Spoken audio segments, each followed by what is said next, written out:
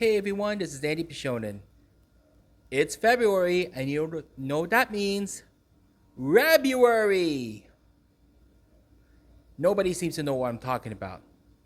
Created by the Spoony One, Rebuary was his theme month discussing Reb Brown, a B-listed action movie star who used to be a big deal in the 80s. Way before Sylvester Stallone went Rambo, Mr. T joining the A-Team, and Steven Seagal crashed SNL, crash at SNL, we have Yor, the hunter from the future.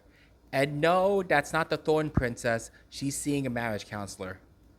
Reb Brown had the making of an action movie star. Over the top acting, his physique, and the screaming. You know what I'm talking about. Then, all of a sudden, he fell through obscurity throughout the 90s.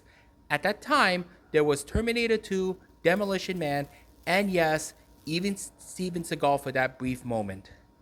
It's a shame because he should have been at least tried to appear in the 90s. After all, he was Captain America. Yeah, they tried their hands on Captain America before the Human Torch took the role. Intended as a pilot, Reb Brown starred the titular Captain America. Now, you would think he would ham it up like Deadpool and quote many of his memorable lines, right?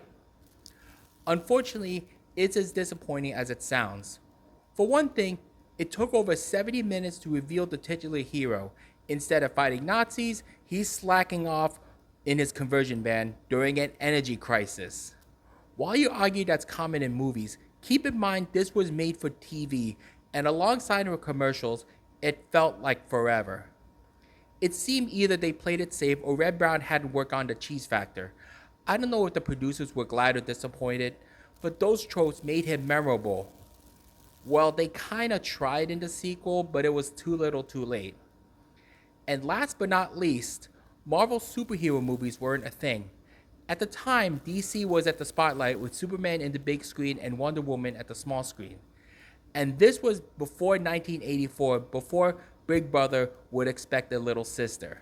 You would think Marvel would respond aside from the Incredible Hulk and Captain America, not to mention introducing Spider-Man for the millionth time. Well, Marvel did.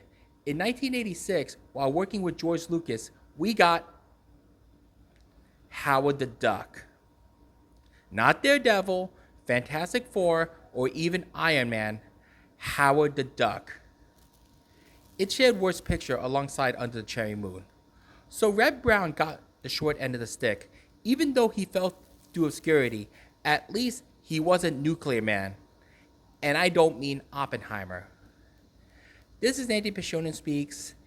And no, we don't count the unreleased movie with J.D. Salencer's son playing the titular role.